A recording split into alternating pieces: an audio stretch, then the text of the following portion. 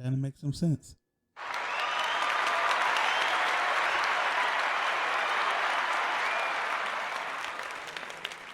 Hey, what's up, y'all? Welcome back to Making Sense the Podcast with Taj. I'm your host, Taj.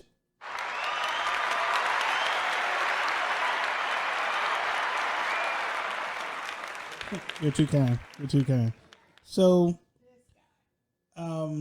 I had some special people in the room with me today. They're not gonna be on camera, trust me, but they're here. They're here. You'll hear them in the background. They're on payroll, so they really had no choice to be here. Hey, did y'all know that there? I did some research, right, y'all? Yeah. And you know, for the audience listening at home, hey, I did some research. Check this out, man. Did y'all know that there are 850,000 active podcasts? Yeah. Hang it up. Roll credits. You know, check the boxes. Roll credits. So we're done. So I got to thinking, and fill me out on this, y'all. I know we're gonna be bringing content and things like that, but out of 850,000 podcasts, that's a lot of content that's gonna be talked about. And the one thing that Making Sense is going to do is have organic conversation. Not saying that no shade to anybody else or anything like that. I just think it's very healthy when you could just be kind of open and honest about what we talk about. Like if there's a real life experience, let's talk about it. So, you know, maybe like a little story about me, right? Like who am I? Like why would you want to listen to me, right? I'm just an ordinary guy. So, you know, as a kid, though, I was a quiet kid. I smiled a lot. You know, yeah, I did. I smiled a lot. And, you know, I always tried to make people happy, like my family members. I was in love with my family, right? And I played outside a lot, but I was more of a, you know, you got gym rats. I was a kitchen rat because I stayed in between my grandmother's house, my grandmother Myrtle. Listen, that's a strong name. My grandmother, stop it. You know, they don't make Myrtles no more. Like Myrtle was so like gangster. I remember she used to open up Campbell Soup's cans with her teeth. Right? Don't mess with Myrt. Right? And then there was my grandmother BB. She beat you. Oh yeah, Myrt beat me. She beat me with whatever she can get her hands on. She beat me with a wet rag once, and I was trying to figure out where the pain came from. And then there was my grandmother on my mom's side, Naomi or Ruth Naomi, but she taught us Swahili and had her call her BB Swahili for grandmother. And I would go over there just to spend time because she would scat my name. And so you listen to jazz, like blues, jazz, and they'd be like skibby deep bop beep. That's where Bamatunde came from. You know, well no, anyway, that's not where that came from, but she would scat my name. So there's another story about how I got my name, you know, because Todd, well, y'all know. So, you know, my childhood, you know, there's a lot of good things in my childhood, a lot of bad things in my childhood. But, you know, throughout the years, though, even as a small kid, I was trying to figure out where did I fit. You know, like it was a challenge for me because my older brother, Seth, that's his nickname. Y'all need to know his real name, you know. He was a gladiator, like at 5 years old. Like seriously, I think he was born in the wrong era. Like Seth should have had a sword and a battle axe with a shield. That's the era they missed. You know, if there's a do-over, he'll be on the battlefield. Trust me, that's Conan for real. But he was also extremely athletic. So he would do things and everyone would pay attention to him. And I was there.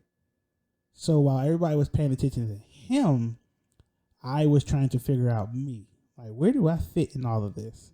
You know, I was good at a lot of different things. Like when I did do stuff, I would get attention. You know, I've been drawing since the age of 5, stuff like that. But that went on into high school. Now, high school became a little different because life changed for me. You know, there was so many things that we had to deal with. I didn't have the typical childhood. There was a lot of things I was dealing with at the, you know, ripe age of 14, 15 that, sorry, something stuck on my foot, y'all. This is an authentic show. I got no socks on in the studio. There's paper on my foot. But and so sorry for all the crinkle. Like I feel like I'm being harassed right here. What's going on down here? Okay, there we go. I found the spot. I'm trying to be comfortable, y'all. But there was a lot of challenges, and so I was living life a little bit a little bit more grown up than like my peers. Just because of some of the decisions of the decisions that my mother made, some of the decisions I made, some of the decisions my father made. So I dealt with it, and on top of that, during a good portion of my high school years, y'all, like almost all of it. Sorry, Mom. My mother wasn't home, right? So imagine being a 16-year-old. And yes, I was 16 in the 9th grade. I got held back in the 8th grade once because I was sick like half a year. I kept getting the flu, so I missed too many days. But I passed though. Like my grades were there. They just couldn't. Wow. That's wow. Really? So, yeah, I kept getting the flu. They were trying to take my tonsils and all. I wasn't with it. I'm afraid of needles. So you wasn't doing that. You wasn't cutting on me. I wasn't with it. So, sorry. Hey, listen, y'all ain't gonna be up here. Listen, I was sick. Okay, I got my school records. We can. Anyway, yeah, I really did have a mustache at 13. Anyways, can I tell y'all a quick story real quick? It's I swear it's like 30 seconds. I remember I got sent to the principal's office when I was going to Holy Rosary because they thought I was someone's older brother. I lie to you not. Mrs. Chapman sent me down to the principal's office because I was there, and she was like, "I'm sorry, young man, you got the wrong class." I said, "No, this is my class." And she was like, "You gotta go." Like, man, it was bad. They sent me down to the office, and yeah, Mom had to come down. It wasn't good, but anyway, high school. So Mom wasn't there, So I'm in this house by myself. So y'all know what any typical 16-year-old would do if they're at home by themselves. Shenanigans and party. There was a lot of parties allegedly that happened in that house. Sorry, Mom, you listening to this? Sorry, but going through all that, that was my critical years where, I didn't want much of life. The only thing I needed was conversation, like talk to me. That's the one thing y'all know about. I like to run my mouth. So, through that though, and surviving some of those challenges, one of the challenges I faced is I was a young dad, and I didn't do that too well. There was a lot of mistakes on that coming up, and definitely, I can't even tell you how many growth areas that I faced with that. But I made it. Still growing, still learning. There's no such thing as a perfect parent, and there's always room to grow because you're going to make mistakes. Period. So making it through like high school and a lot of the challenges that I face, due to my own, some not. I got to thinking though, like when I started thinking about life, I was still trying to figure it out. Like, where do I fit? And, when I look at life now, and I get to thinking like, why would anybody want to listen to me on a podcast when there's 850,000 other choices to make, right? So I make 850,001. I'm the new guy, right?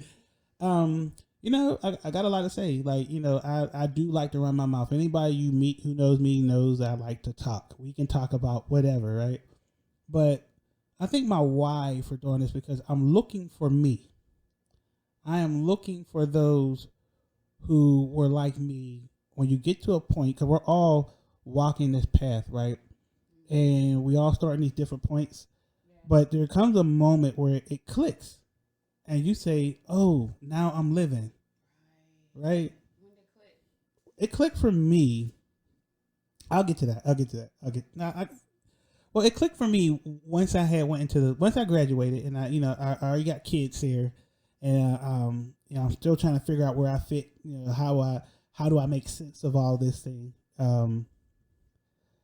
It clicked for me once I was in the army. When I was in the army, that's when life got like, wow, we are here. Well, um, you really want to know that story? Tell the story. Tell the story. Okay, so like life was easier for me when I was coming up because I always participated in some type of activity where there was somebody giving me instructions. Like I'm extremely coachable, right? Whether it was boxing, wrestling, whatever it is, I don't care if it was a pickup game in the neighborhood. Someone say, hey, cross him over. I would do it because somebody seen something that I didn't see. So when I went to the military, shout out to the Army, there was no more of that. Even though I had a drill instructor, you really are there by yourself. And that's when that clicked, when I really realized that I was by myself. But I've been by myself for a minute, but it didn't feel like it. It was there because I was there with people I didn't know, right? And everybody was trying to figure out the same thing. And then when you're looking at everybody else talking about, well, he's trying to figure this out, then you realize that you don't got to figure it out. Like you're trying to figure this thing out. And so I guess I got to tell you what happened when I was in the military, huh? We're here now. We here? We're here. Oh man. Whoo, okay. So this is what happened when I was in the military. Let's take it back to why I even went in the first place. So remember I was telling you about those challenges I had in the high school. One of the challenges, well, actually, I'm gonna name a couple. Real brief. My first challenge was my Aunt Donna, who was like my mother, left. She took Merck. Merck had got dementia, and my older aunt, well, Aunt Donna's sister, Aunt Piola. These some strong names. You heard? Hey, shout out! Hey, y'all know that's love. I'm family. I can talk about this. Y'all can't. If your last name ain't Reed or Early or Jones, you talk about my folk. It's gonna be a problem. You heard? You hear me? And how we say in PA, shout out to you hear me? Hey, there's gonna be some problems. But Aunt Piola was doing very well for herself. So was Uncle Champ, and Aunt Piola wanted Grandma out there with her, or closer, because they could offer more help taking care of her. So, but when she left, like in those challenges I was going through as a kid, Aunt Donna was there in the void. Like she would do amazing things. Like, and we were broke. Like, don't get it twisted. Like, we were broke. We would save up all week $3 to go to Shop and Save. If you're from Pittsburgh, y'all understand. Shop and Save to get like $3 worth of gummy bears, and watch Saturday morning WWE, or it was F at the time, wrestling, NWA wrestling. So that was life, right? So she taught me like the value of, even though you didn't have anything, you have everything, right? And it depends on your perspective. So when she left, though, man, that was a blow. That was a blow and a half, because I didn't want her to go. And I knew I couldn't do nothing for Grandma. I couldn't do nothing for Merck. But it's like, Donna, you're leaving. What? So the second thing that happened was BB. Now, BB, I told you, how I used to go over there, just to spend time with her. But she was just magical. I can get, like, beat up.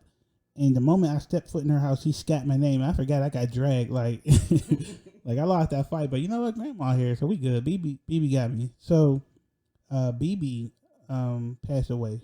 She was in her 50s. So, she was really young when she passed away.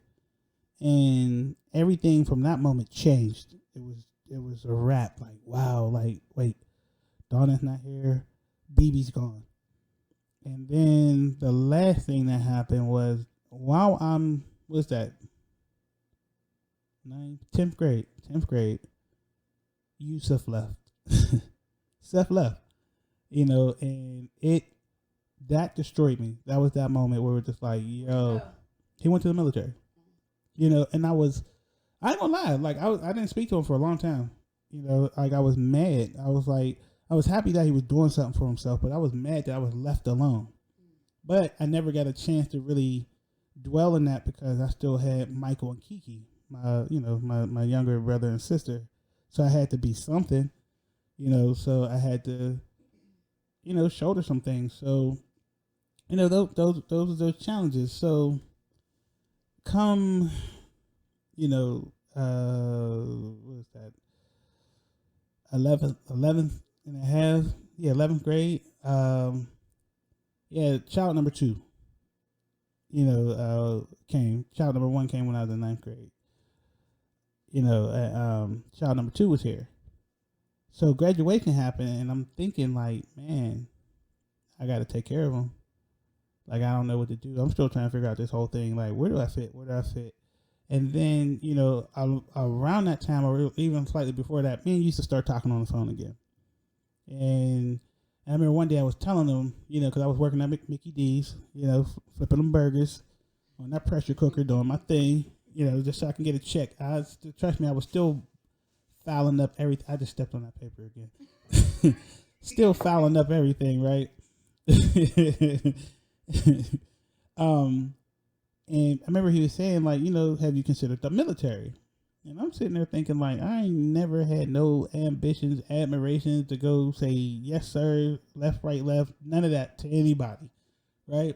Didn't have nothing against it. It just wasn't a thought.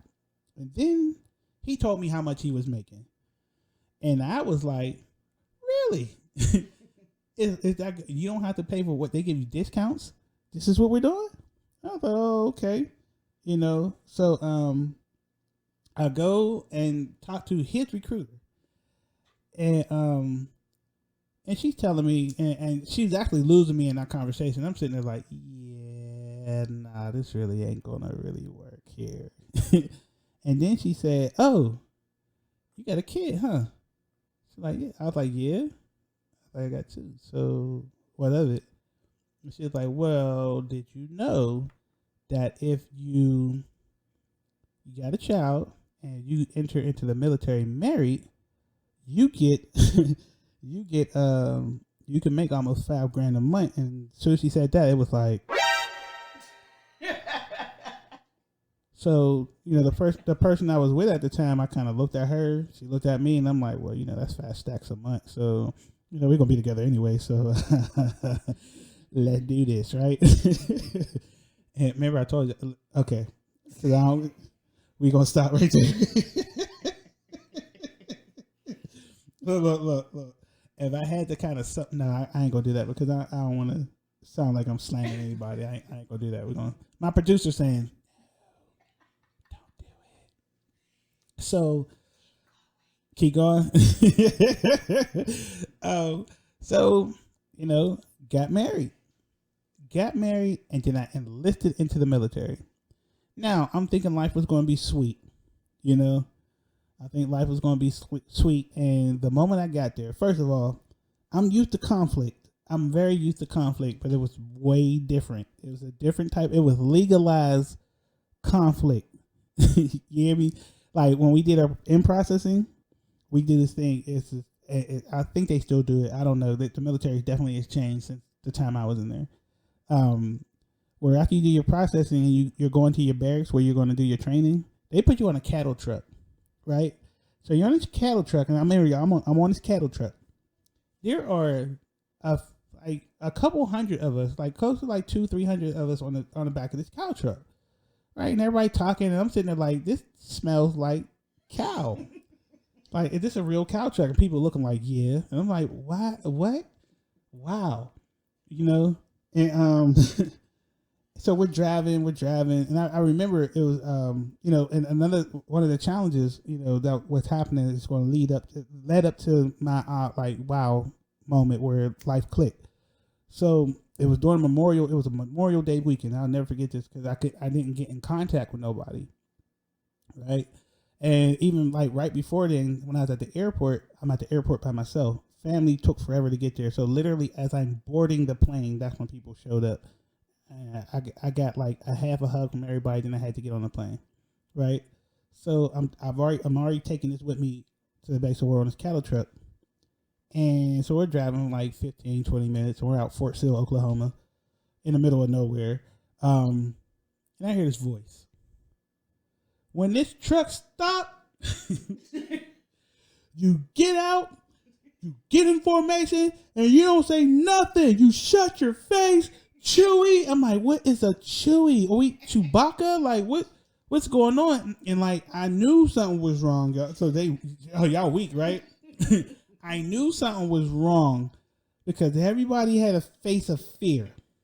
And I'm looking around like, what is going on? And like, he said it again, but this time, actually, no, he didn't say it again. Another voice said it.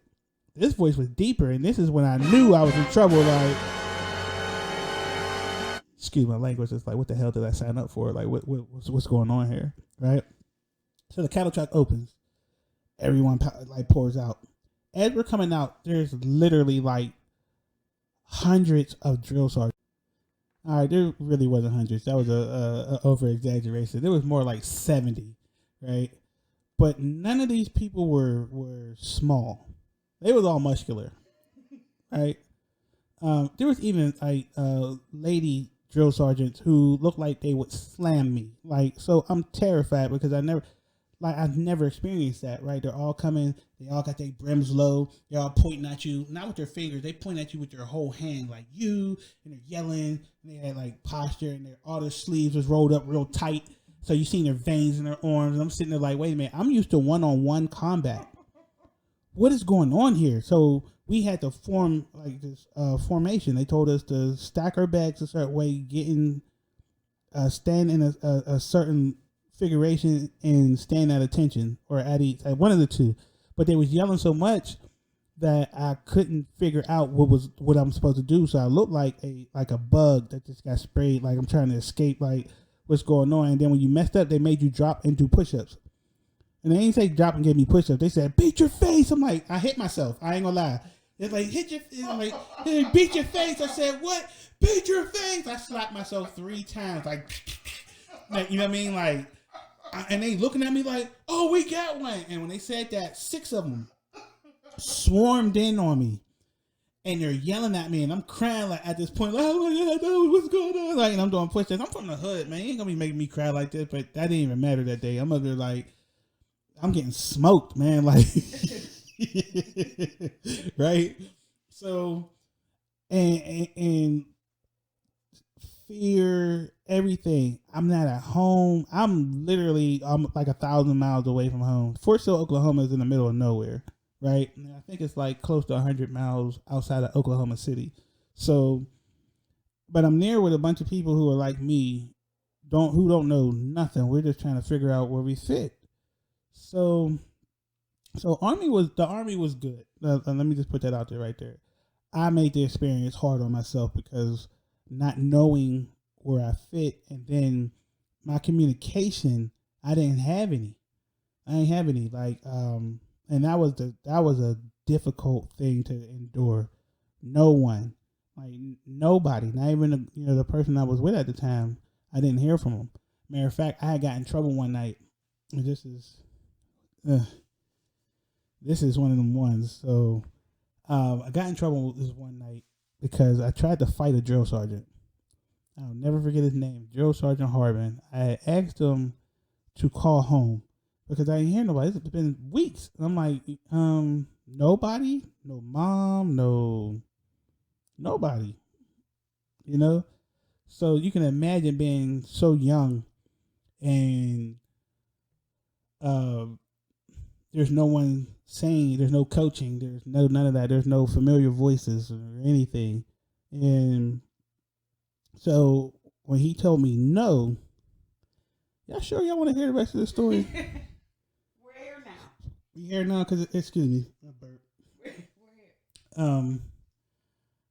Because I really don't want to slam nobody, but I mean it is what it is. I mean it's history. It's history. Whatever. It's no slamming. It's just really what I did. So I called home, and I didn't get her. I was mad. And then I snuck to use the phone. And I really shouldn't have did that. I should have really waited till the weekend when we was permitted to use the phones. So I got caught.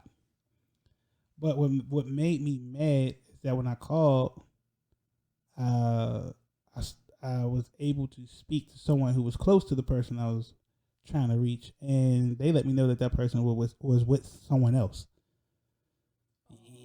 Hold up, I got faded.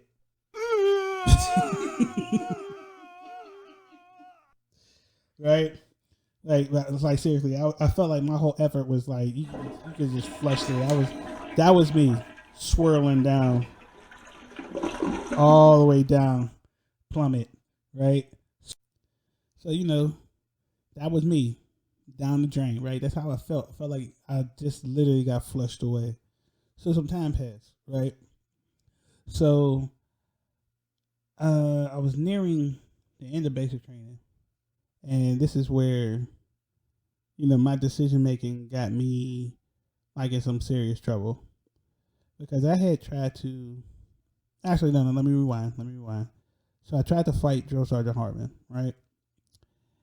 And there was this gentleman by the name of Senior Drill Sergeant McKenzie. I don't know if he's still around because it's been some time now. If he's around, God bless him, because he taught me what fear was.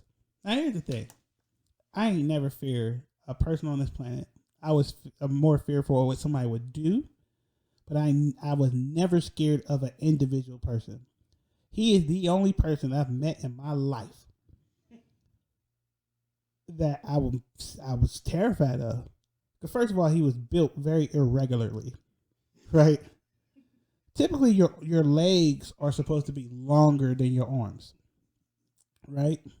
Our legs is built, especially the thigh meat into the buttocks. Like that's a lot of meat. Wow. His arms were legs. Wow. I lie to you not. Like his hands, he could touch his knees without bending over, right? I believe he is like a former mercenary or something like that. Huh? You're remembering fear, maybe. Listen, I'm just being. Maybe you made him look different. No, this dude was a juggernaut. Like, I lie to you not. We was out on morning PT this one time. Now, remember, I was fast. Like, I could run. And he had a problem with if you passed him, and I didn't know that. We're in formation, and I'm feeling good. I'm thinking everybody's pace is slow. I'm up here running, y'all. Like, oh yeah, here we go. And I made the mistake of running past him. Now he was running for real. So I started running, and I breezed right past him. And I did the idiotic thing, and I looked at him as I walked past, right? Man, and he tried to catch me at first, and I'm still like, haha, yo, he smoked me when we stopped. He made me do like 100 straight push-ups, man. And not just like people be cheating with the little quarter push-ups. Nah, full-fledged. And every time I messed up, he would make me start over. So yeah, so see, I was scared of him. And I lie to you not, he had to be like 6'2", I don't know, 245. He ain't had no body fat. It was all muscle. His fingers had muscles, right? So I tried to fight Drill Sergeant Hartman. This was at night because I was pissed off that I got this, the message that she then linked up with someone else, and I'm like, this is your fault. You let me call home. I could have stopped this, and blah blah blah. So they called Senior Drill Sergeant McKenzie, and my drill sergeant, one of my other drill sergeant Reed, which I found out was one of my cousins, which is kind of cool, but he said, listen, Pry, you're gonna have to talk to Senior Drill. So when he get here, do not post into his office wrong. And I said, what? What's the post? Like, what am I standing at a post? Like, was really good? Like, you're speaking in these terms that I don't know. He said, look, when you go knock on the door, you go, and I forget, somebody had said something simultaneously as he's explaining to me. I didn't know to stand at ease or at attention. So when Senior Joe started came, I'm sitting there like, this is a big misunderstanding. I'm young. I blew my cool. I'm sorry. Like, what can we do? Well, he's in his pajamas. And he's walking towards me at a pace that made me very uncomfortable because his shoulders looked like they was getting bigger. And I'm sitting there like, he's going to kill me, right? So I try to speak to him first. I know how y'all try to do, like, when to like divert like anger. I was like, Senior Drill Sergeant, he stuck his hand in my face. And like at his force, this is how I knew he was a killer. The force at which his hand came towards my face should have smacked me. It touched my nose. It looked like he threw a punch and it went boop. And I'm sitting there like, oh, this dude's in control. Like, oh man. Like, okay. And he looked at me and he started cussing. I can't say, because there might be kids listening to this. There might be kids listening to this, so I can't like, really say what he said. I remember word for word what he said. Long story short, I get into his office. I'm going into his office. As I'm walking into his office, Senior Drill Sergeant Reed gave me the, like, I was on death row look, like, right? And I'm sitting there like, this ain't making me feel confident. So I'm like, okay, this is a mixed understanding. I'm going to stick to my guns. Let's go, right? Okay, so I go to post it to his office. Long story short, I posted wrong. The moment I came in, I spoke at, I think, attention. I think you're supposed to speak out at ease. I can't remember. It's been a long time. Nonetheless, as soon as I did it, his anger went Super Saiyan. And y'all know those big 10-pound staplers that we all know you got the little fat thing you spent? Okay, he flung this at me and at a velocity that was unnatural. But when adrenaline kicks in, things slow down. I promise you, I ducked. I looked. I seen this. I'm not making this up. I'm not making this up. I promise you. I ducked. It went way left. I ducked. I see the serial number underneath the thing as I'm exiting the room. And I look back at him, and it's like that scene from Justice League when Flash is running around Superman, and he looks, and Flash is like, wow, he see me? That was that moment. Right? And I hit two corners, and I'm running across the oil deck. But remember, I seen him, like, circling around, like, like the desk. But I got too much of a lead on him. So I'm running, right? My boys were sitting on the bleachers that's like outside the office, and I'll never forget me. I swear I need to find them because I really want to let them know I'm okay, right? My boy Dwayne McKenzie and Dudley Roberts. If y'all out there, man, hey, it's Papa. They used to call me Papa, so it's Papa, man. Like, but come on, man, I'm here, right? And they said they was sitting there on the deck and went, with that Papa, right? I'm gone, right? So I look back, and here he come. When I tell you, baby, that I hit a speed that I ain't never hit before, right outside of our barracks with this football, like a football size field that we used to go do our PT. I crossed this thing in less than 5 seconds.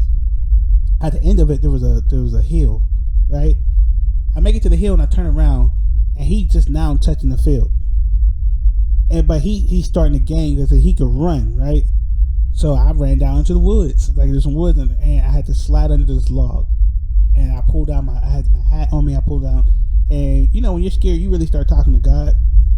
So I'm laying there like, God, please, please, please slow my heart down because this man's gonna kill me. I hear him yelling, coming like, Reed, you got me out here in my goddamn pajamas, Reed. I'm sitting there like, oh man, I didn't piss this man off way too much, right? So long story short, long story short, he didn't catch me. I ended up going back. I'm leaving out a couple little details. I got dragged back by some folk who wouldn't help me when I was trying to call the police. They didn't help me. They was like, "Senior drill? Oh no, we gotta take you back." So I'm up here fighting with 3 dudes that I never knew. They're dragging me out of here, and I'm trying to get money from the ATM. Like, I gotta call the cops. I gotta get out of here. This ain't my spot. So I ended up going back. But while I was gone, what I didn't know that somebody explained to them what happened. So he must have experience with this before because I had to go back into his office. He didn't make me post, and we talked. And that's when I had that grown up moment. But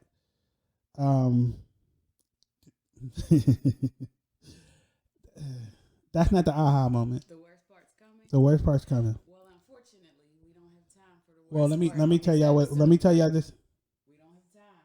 So You sure? they're gonna Because have to tune in for the next part. they can tune in, but let me just set it up. They gotta tune in for the worst. Let me just set it up. Okay. Because the worst part is I had to go to court over this, y'all. Like I was facing court martial. I had to. Well, I ain't gonna say who told me to do it, but I AWOL'd.